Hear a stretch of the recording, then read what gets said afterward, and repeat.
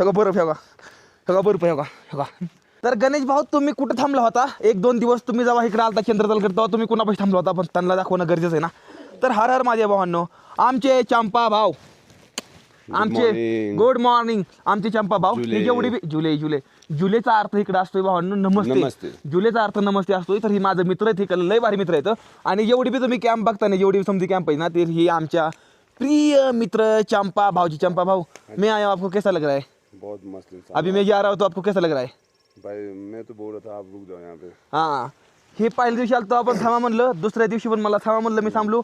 आज पण मला थांबा म्हणते ती माहिती नाही माणसं मला कशामुळे थांबवून घ्यायची ती पण ती समजा जाऊन दे. तुम्हाला मला अजून एक इंटरेस्टिंग गोष्ट दाखवायची. चला नाही तिकडे नाही इकडे बरफ ही बघा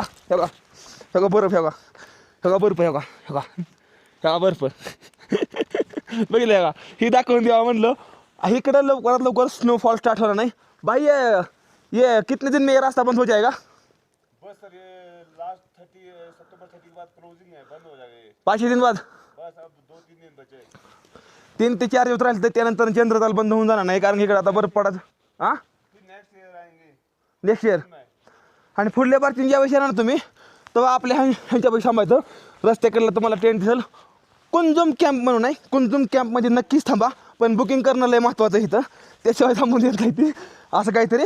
बर्फ पडणं नाही आता 3 दिवसामध्ये तर दाखवा म्हणलं तुम्हाला मी थांबलोय म्हणून. आणि मस्तपैकी लाईक शेअर सबस्क्राईब करून घ्या. हर हर महादेव.